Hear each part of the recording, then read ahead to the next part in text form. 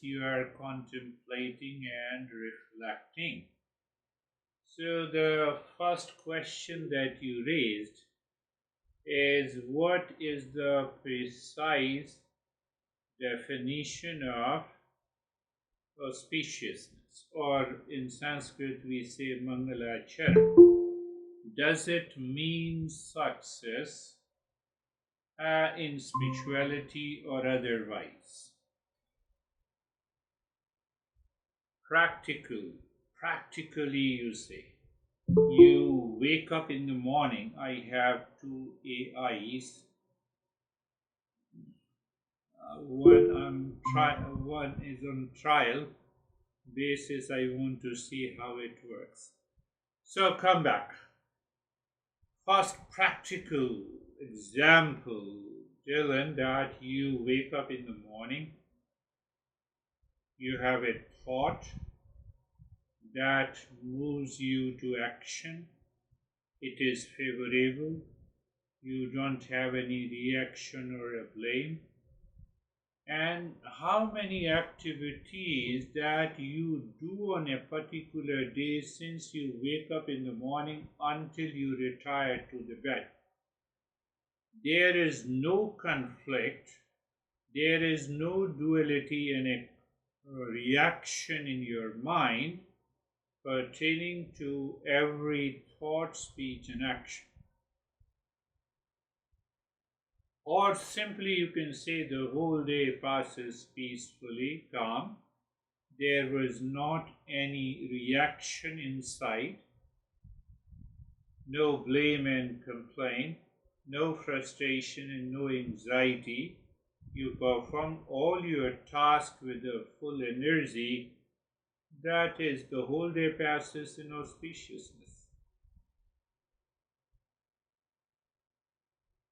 Whole day, now you lived the whole day in auspiciousness. Now, if you live on the second day auspiciousness, third day, week, months, mind lives into the highest state of awareness. Is it possible? Our Eastern wisdom says, yes, it is possible. And that is what is the journey of the Mangalacharan or auspiciousness. Now understand in a different way that you wake up in the morning, your mind doesn't say it's a bad morning. Oh, it's a morning only. Let me accept, acknowledge, and start my day. Start my day. So, whole day, mind moves in peace, calm, right thought, right speech, right action that is expressed in your behavior and attitude. That is auspiciousness. Day before yesterday, my honey said me something and instantly mind inner landscape. I don't react outward before I reflect on it. My mind was in a fix and I said, what the hell she is talking about? That was the thought in my mind. The next moment it converted into the calmness. Okay, that is her problem. No issue. So instead, the mind reacting, entering into the conflict, rationalizing, it says no. First thing is calmness. First thing is clarity. First thing is the right perception. Oh, it's her attitude, so she has spoken, so why should I react? So I remained in that state of auspiciousness. Did you get it? Practical, experiential. So you may have friend, boyfriend or girlfriend, they are talking. That is your outer perception. That is the external world. Now they said you something. Now come to the inner world, inner mind. How the mind perceives. Does it respond? Does it react? Does it trigger likes and dislikes inside? That is how you are going to respond. Are you getting it? So you have a response. You have no reaction. You have no preferences of likes and dislikes. You have created a favorable state, favorable condition, whatever happens in the world outside. You are in auspiciousness. We are talking of that auspiciousness. So when we are in auspiciousness, we are always in a success mode. Why success mode? That we will take up later. So did you understand that is what the auspiciousness is? Now see that auspiciousness is a state beyond the thought, and inauspiciousness also is a state beyond the thought. The thought is triggered by the mind and it becomes inauspiciousness. You wake up in the morning and there is a good sunlight. Ah, it's a bad morning. Bad morning? Sun rises in the same way. What happened to your mind? Why? So from the past impressions, strong likes and dislikes, that triggered this thought to start the day, it's a bad morning. She is not good. He is bad. Mom is this. Dad is this. No. I have to do nothing with it. I have to remain in auspiciousness. So the thought manifests in inauspiciousness. So let there be another thought of the Shanti mantra to go into the auspiciousness. Same thought. It's a bad morning. Ah, it's a good morning.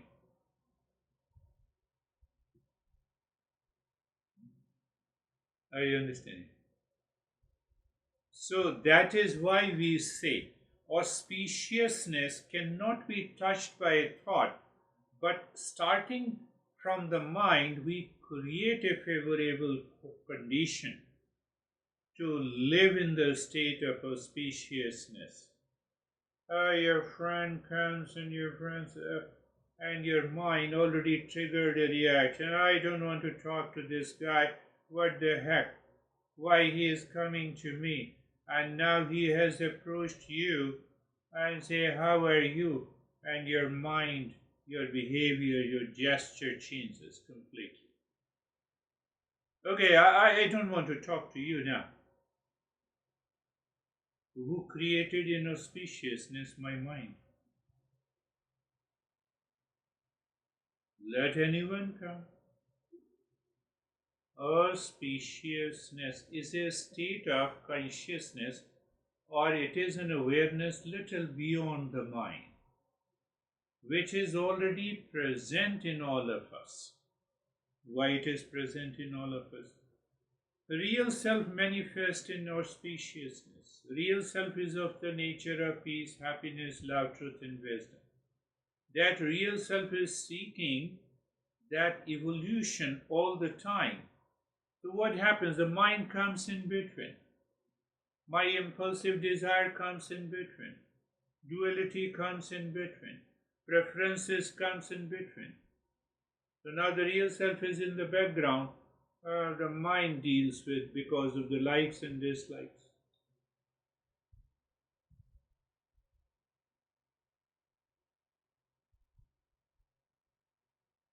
It's a beautiful principle. Once we, not only we understand, we apply, Anything, you are sitting with your mom said you something, and there is an instant reaction, but you are holding it. No, I should not say to the mom. Mom always says like this. No, I have to get rid of this thought. Let whatever is her personality, behavior belongs to her, not to me. Why should I get upset? So you maintain that state of the calm even in a difficult situation. You are keeping a favorable condition of the mind. That is what the auspiciousness is. And obviously, when there is an auspiciousness, it is conducive to success in a particular endeavor. It is successful. It is conducive to your peace and calm and creativity in any situation.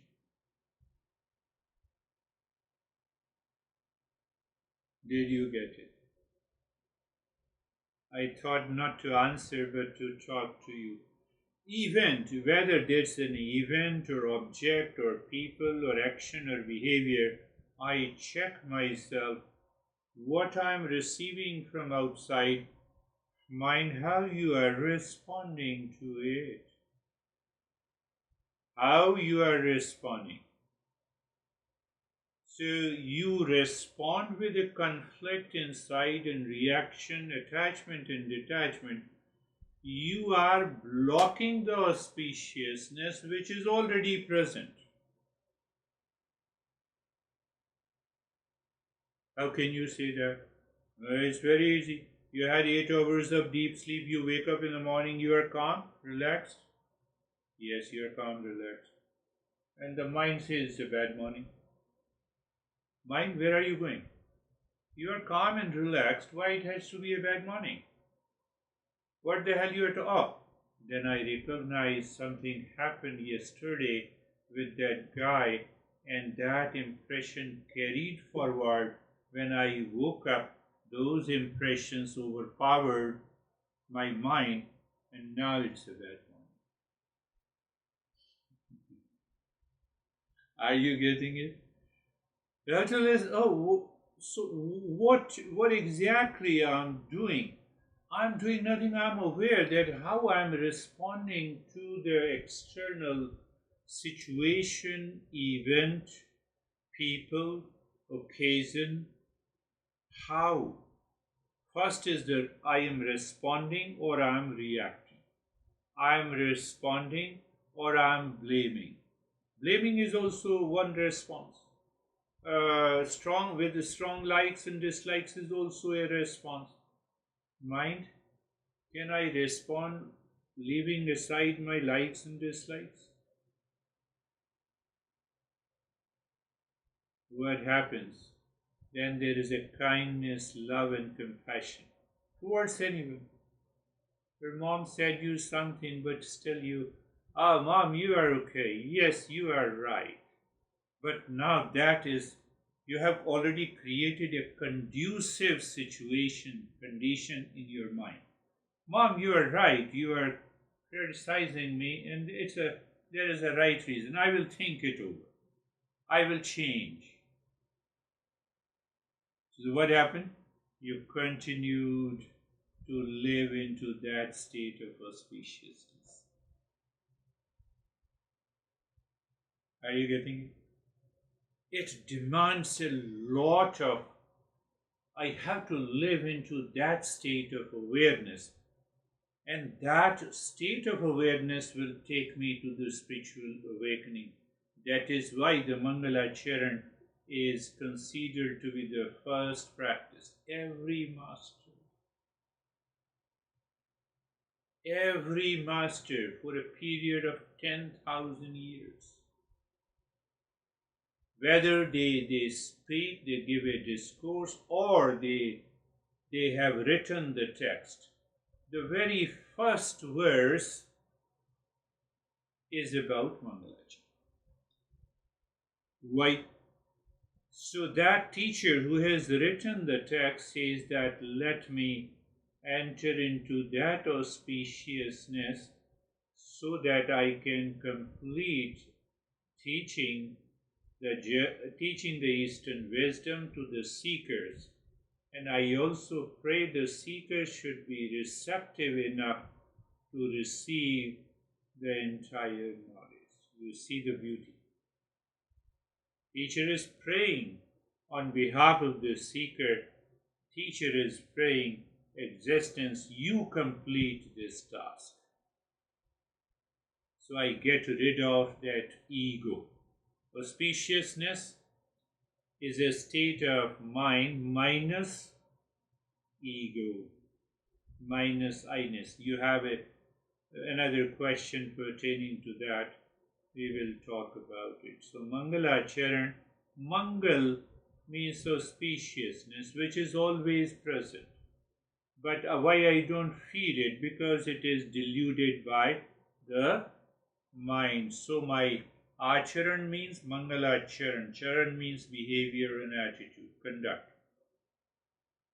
So if I recognize the auspiciousness inside, my behavior and attitude will always be good. Not only good for me, but good for everyone.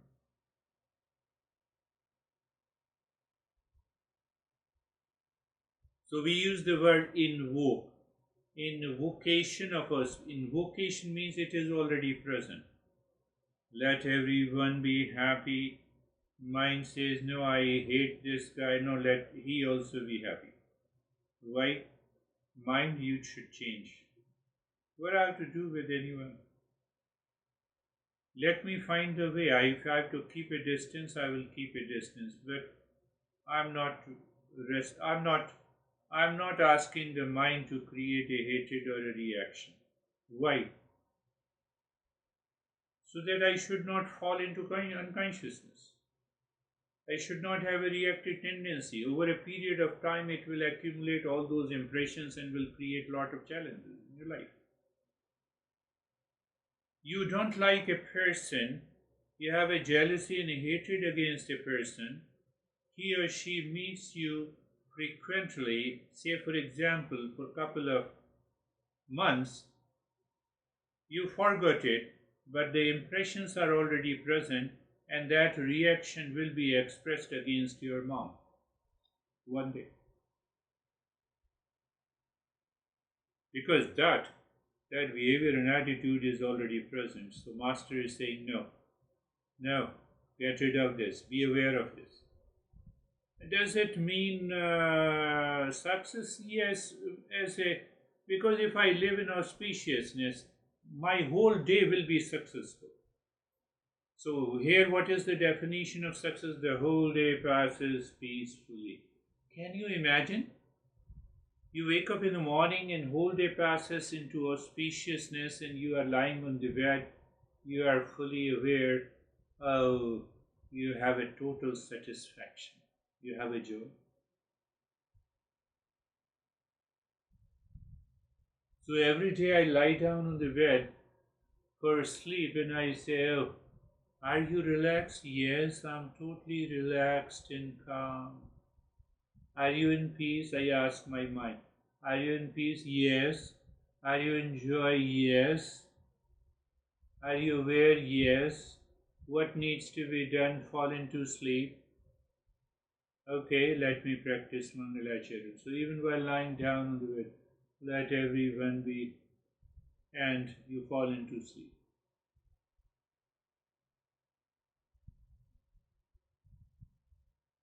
I'm not explaining in other way. There are many other factors. I'm restricting myself except one. If you have more thoughts at the time of the sleep, it will take more time for you to sleep. It is, can you say, if you have more thoughts in your mind? Why you have more thoughts in your mind? Because you lived that day many events into inauspiciousness.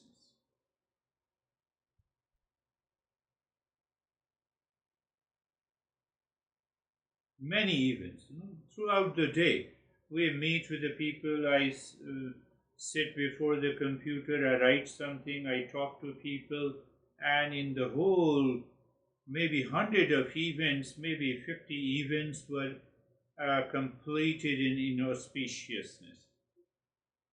So when they are completed in inauspiciousness, you have the thought process which is not complete. So those incomplete thought processes haunts you when you lie down on the bed and you are started. What it means, I have an urge to go to the washroom. So okay, you go to the washroom, come back. So you don't have a thought that I have gone to the washroom at this particular time. The very thought process is complete. Thought translated into action is complete. I have completed this assignment today of my study and I am very happy with it. Complete. So when it is complete, there is no incomplete thought process. Are you getting it? There is no incomplete thought. Oh, why I said this to my mom? Oh, it is incomplete. Oh, it is incomplete. So it means you completed that task in the state of inauspicious. Why? Same thing, attraction, repulsion, likes, dislikes, deluded thinking. So it means when all your task is complete, 100%, then you don't have a thought pertaining to that. So mind is empty. So where is the question of distraction? You don't have any point of distraction. You live in a heightened state of awareness. Finished. Can it happen days after days, weeks after weeks, months after months, years after years? Can you imagine the life you are living? That gives you a glimpse of awakening also. That gives you a... So that is why we say, we have to begin with it. Mind in the beginning won't believe it. Why it does not believe it? Because it believes the deluded thinking is the right thinking. What is deluded thinking? You are crazy, you make me crazy. This is deluded thinking. How can anyone make me crazy if I don't allow him or her into my mind?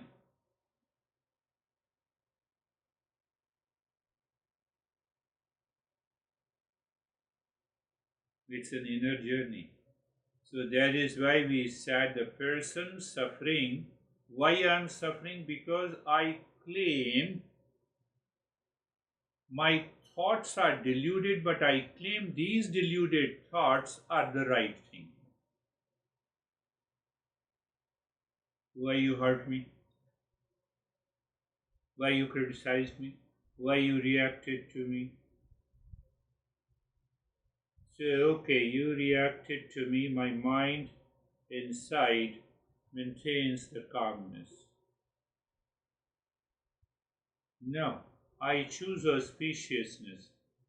But if someone is constantly nagging you, then you know you can consciously tackle. Minus likes and dislikes, minus the delusion. You solve the problem in relationship with a clarity that no one is responsible for my stress and suffering. No one is responsible for my peace and happiness. They are within me. Now, with that intention, now you talk to that guy. So your focus remains on the problem and the problem can be solved. It will take some time. We are going there. We are grunging. So the first, what I said, the first point, the person suffering claiming the right thinking.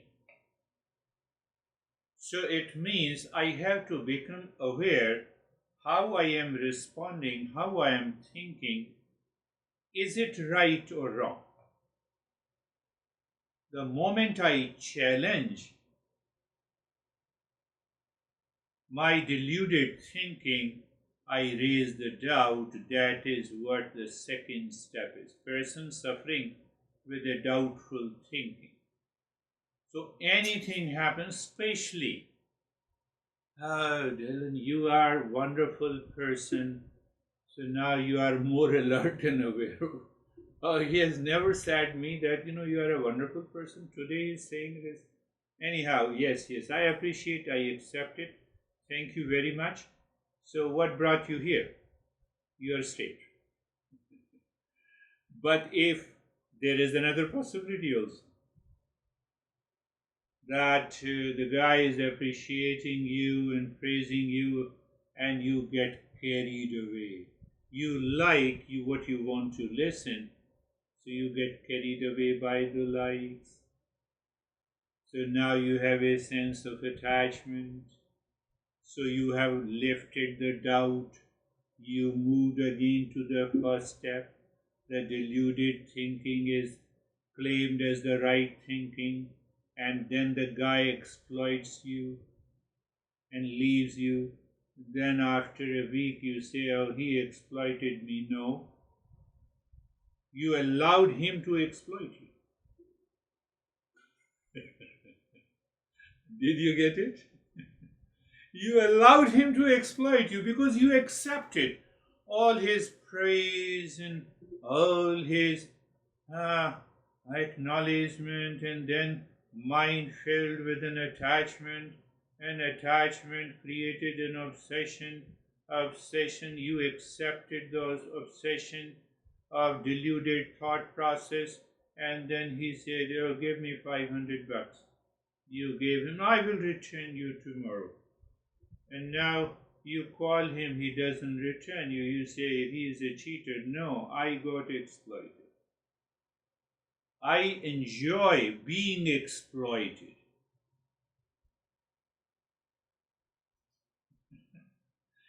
I enjoyed being exploited. You wake up and you keep lying on the bed.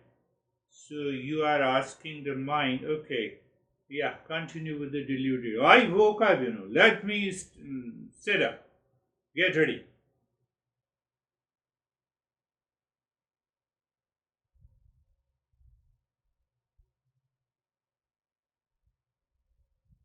We have to contemplate and reflect all these 6 steps, including the auspiciousness, in a daily life situations.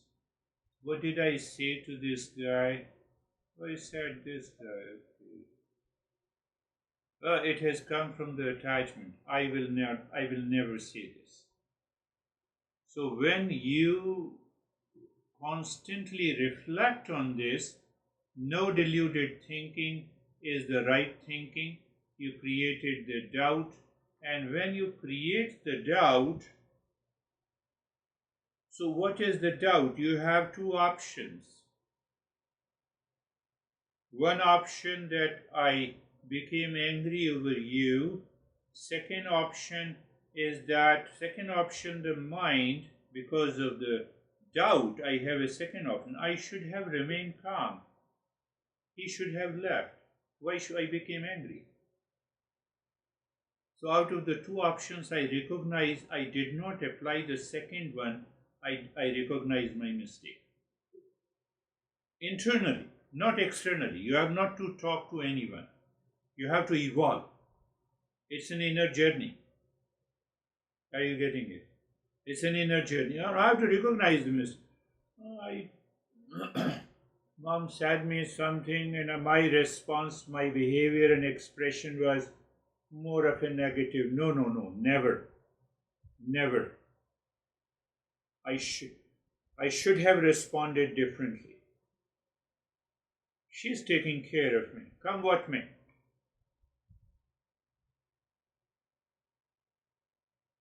What happens? You recognize the mistake, you resolve in your mind not to do it, and then you change your behavior and attitude. Then instantly you enter into the spaciousness.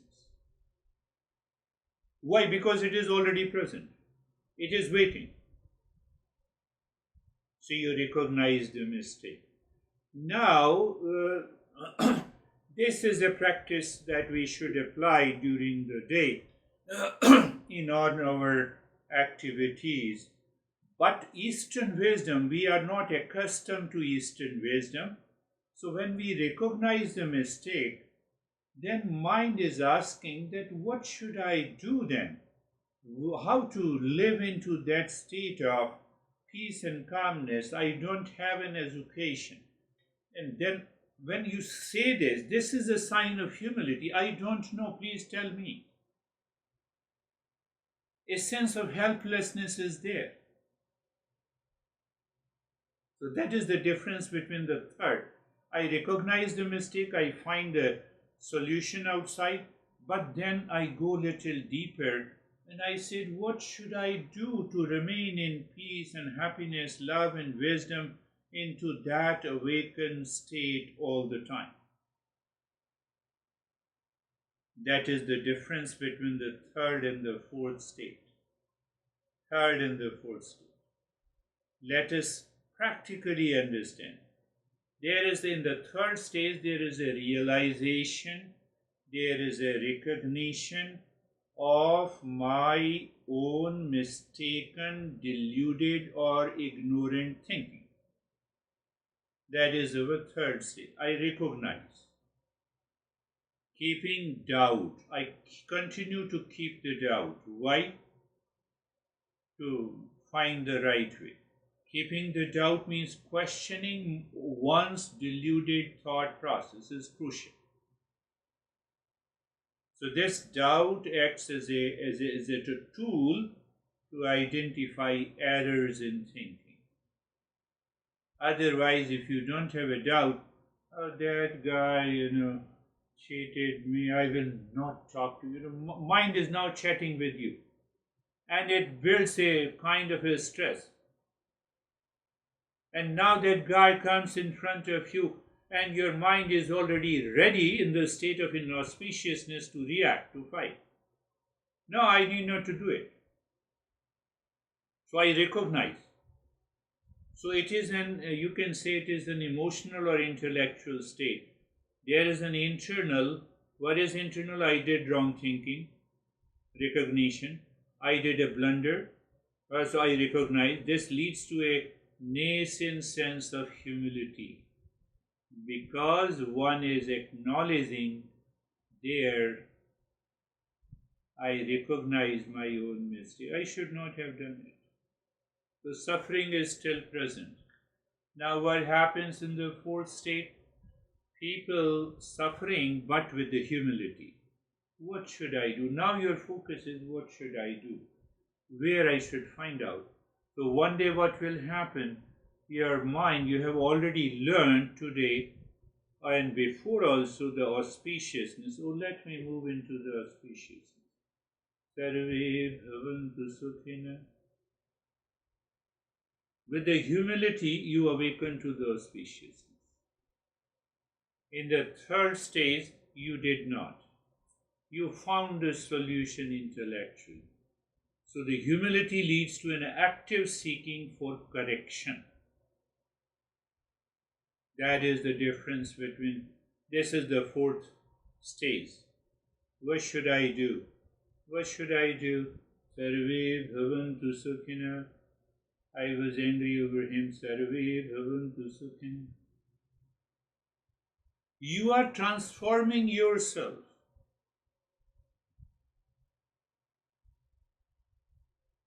So in the fourth, what is the emotional state? The level of suffering is stated to be less.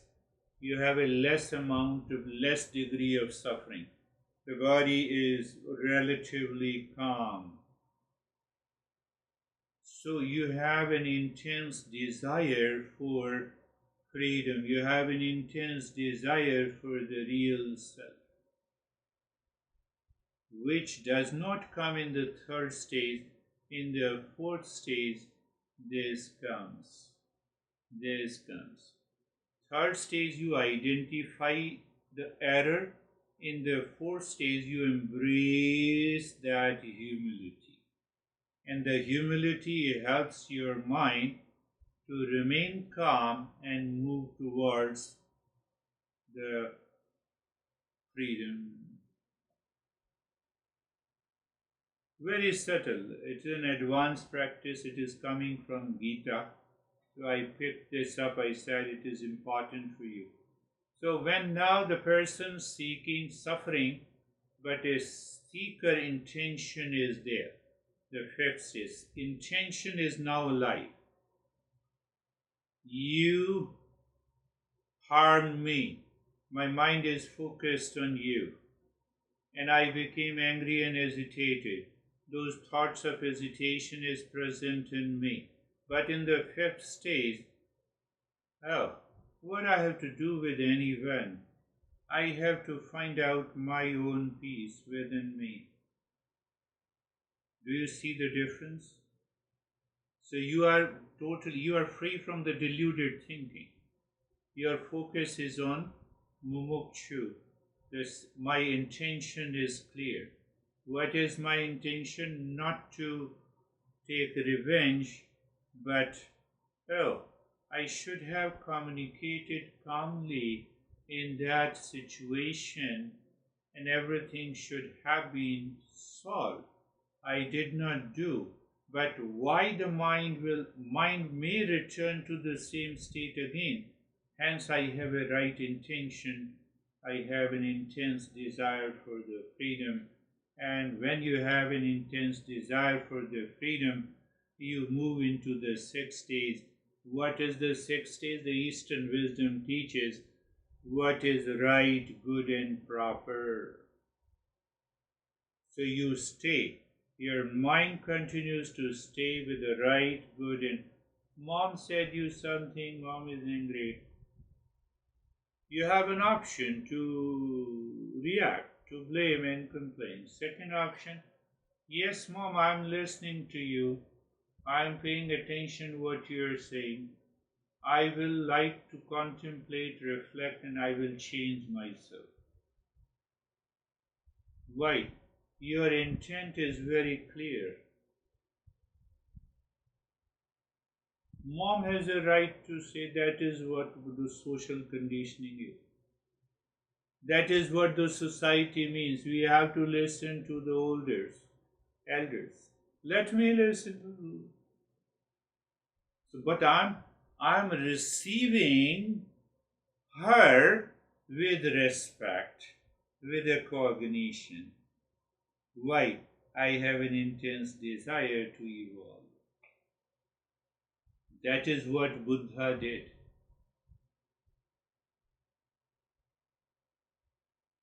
One guy came and to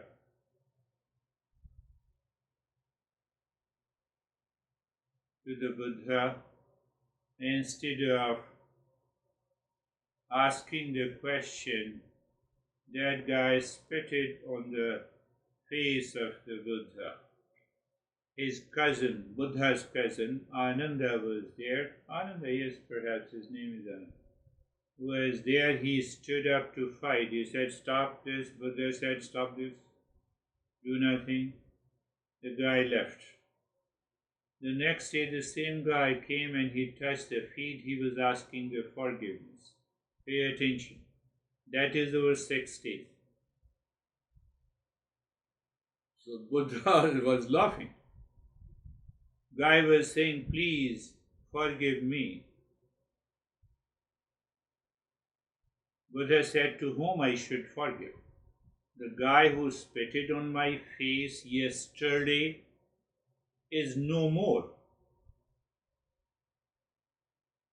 It was yesterday's event. It was the fifth state.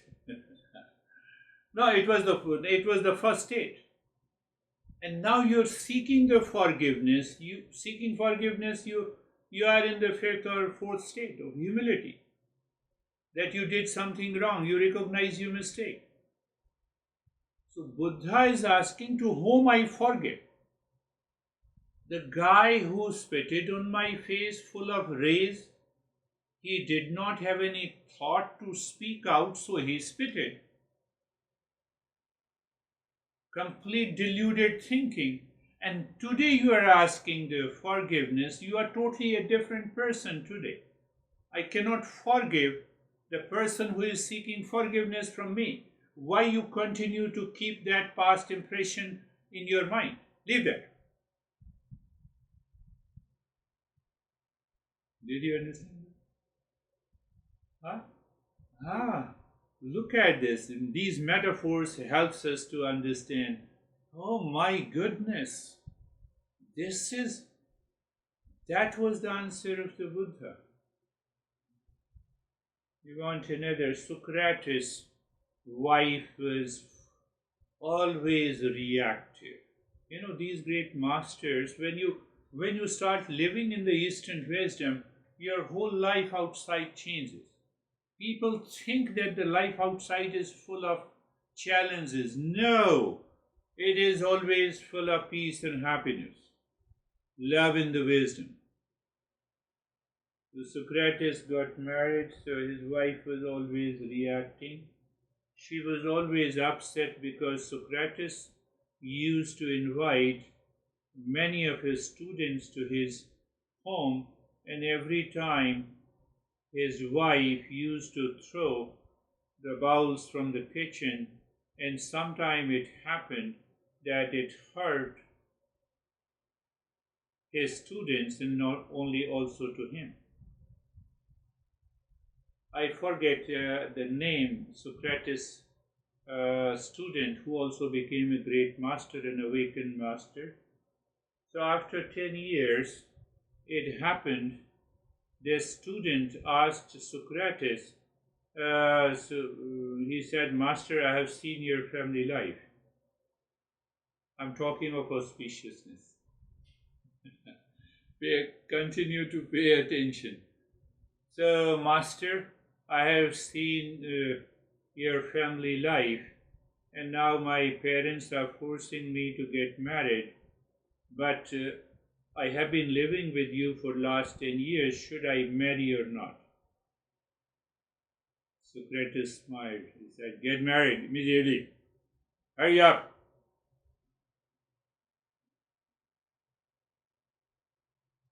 Doubt? That is how I translate it into. You won't find these 6 steps. That is how I translate these verses, these principles into a practical aspects.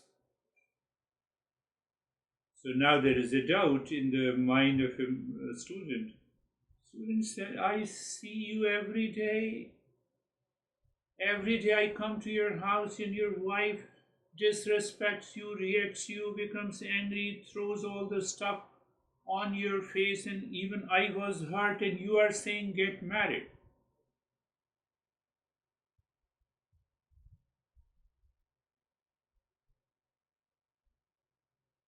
Socrates said, hold on, I know you have become a seeker, but still you have a doubt.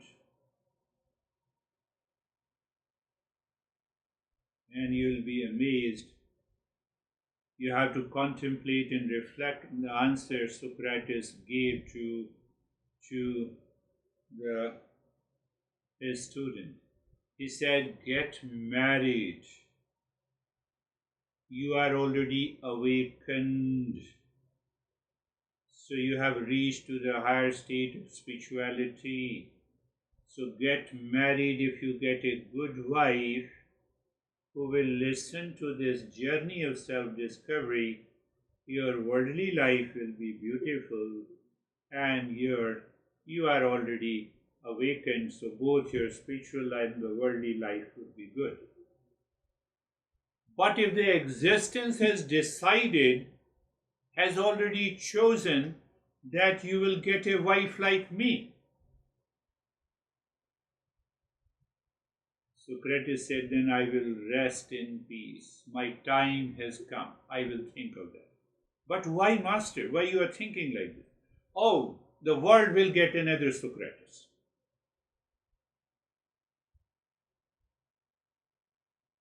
Socrates said, if you get a wife like mine, the world will witness another Socrates. You are already awakened.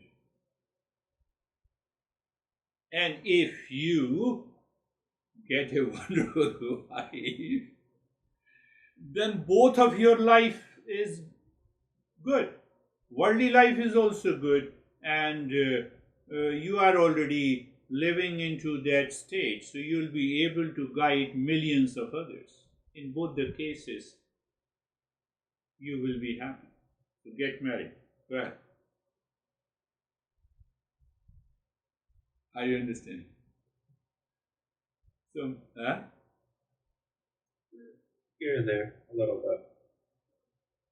Socrates said that because he had a cruel wife,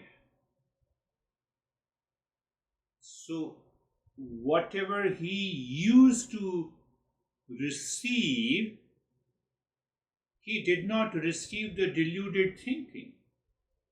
Every time his wife was cruel, reactive to him, he was able to maintain his calm. He was living into the state of the auspiciousness. But how come the sixth step, he was living into the Shreyas, the right, good, and proper thinking? But how it helps him? So his mind said, my wife is helping me to check myself whether I can maintain my calmness and peace. Did you understand? In spite of his anger and the rays from the wife, he said he never reacted to her.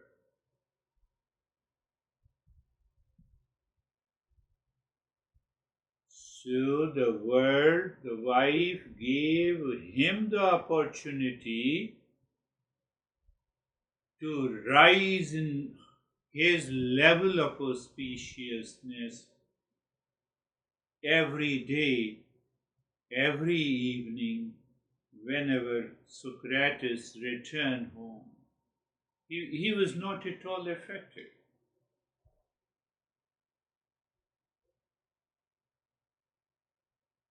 After all, my friend, you get a shock every day, weeks and weeks. You become a shock proof. And now you are not impacted. That is the first learning. So all the 6 steps are clearly understood by this story. And the second story of pertaining to his student. So student has already reached. He has not lived the material worldly life. So the master Socrates said, you start living your worldly life also. You cannot escape that. So learn from the experiences for the last 10 years. You have seen I never reacted to my wife, whatever the situation. Why? I built a tremendous endurance in my mind. I lived with the Shreyas, the 6th step. I lived into that state of what is right, good, and proper. What is right, good, and proper? One is reacting, and I'm also reacting. It is not a right response.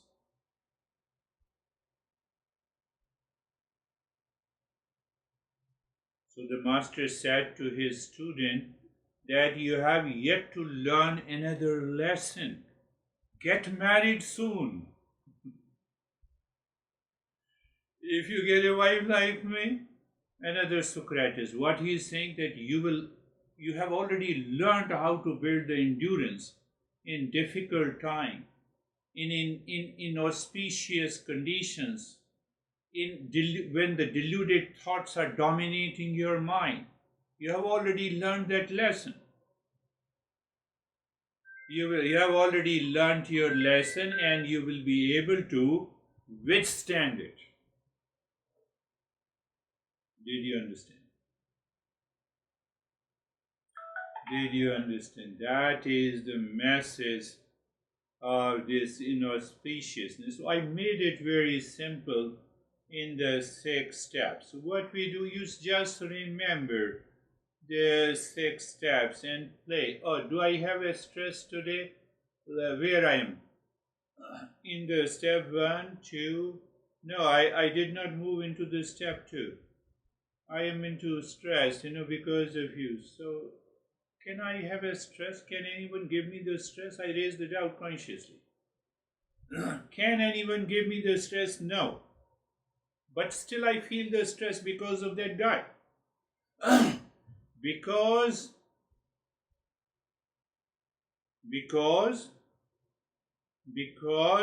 again I'm repeating, because what that guy said, my mind gave a wrong interpretation.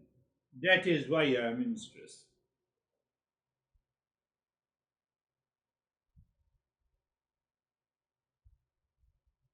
Why don't you listen to me? You are just playing the game. And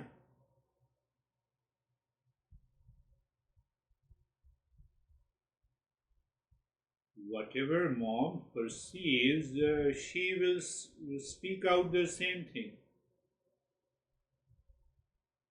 But you are able to maintain your calm in the peace. You don't react to your deluded thoughts. You don't challenge. You maintain the calm. Yes, mom, I will do this. You are right. Let me leave it. So it will serve two purposes. It will make you aware that you are attached to something. Your mom pointed you out and your mom helped you. There is no need to react. That is what the Socrates did. Are you understanding? There are a lot of situations. I covered every thought, speech, and action, every behavior, and I had a primary physician who was also 67, 68 year old. He seems always excited. Hey, how are you, Mr. John? Okay. Oh, I will do that, get this investigation done.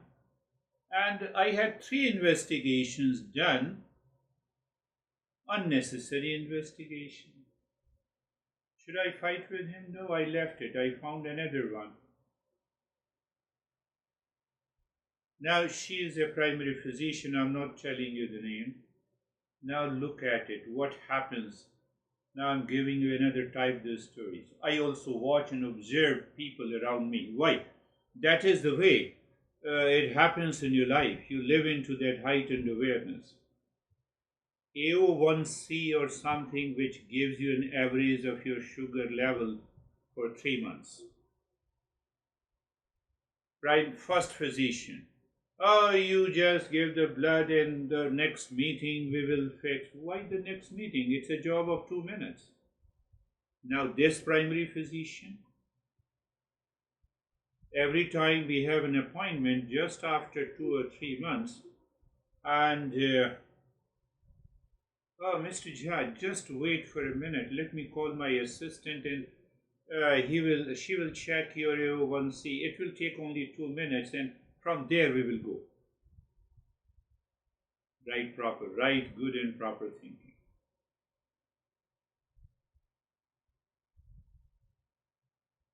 So the first physician, I gave the blood on a particular date. After 2 weeks I go, I have an appointment and I'm in limbo, and after 2 months unnecessary. So when we live in auspiciousness, so did she learn the Eastern wisdom? No. Some people evolve. Many people evolve because of their they want to excel in their work. They want to improve. So when you have the right intention that I want to excel, forget about what I receive, what I earn. You pay attention to excel in your work. Improve. See how you can improve. That is your fifth step. Pick up any. That is your. And I appreciated her. I said, you are a wonderful physician. Nobody thinks like this. Nobody thinks like this. Then I changed my wife, physician, also to her. And not me, but many more people might have been attracted to her. Why? Because her motivation is to improve, to harness her skill, to offer that skill set to others in the service of others. What will happen? She is getting only my insurance. She is also being paid, but she has more clients. The primary physician has less clients. They recognize what you are doing.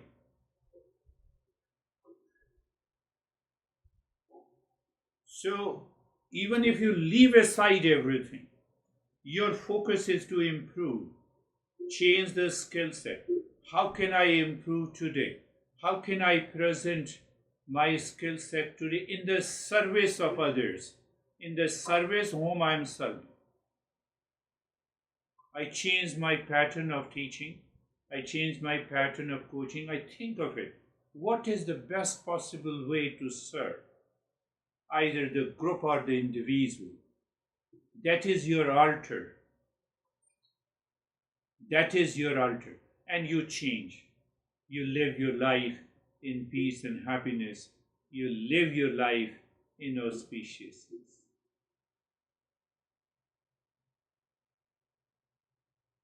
So don't think that Mangalacharan or auspiciousness is different, is separate from my practical life. No, it is embedded in my personal life, professional life, social life, family life, spiritual.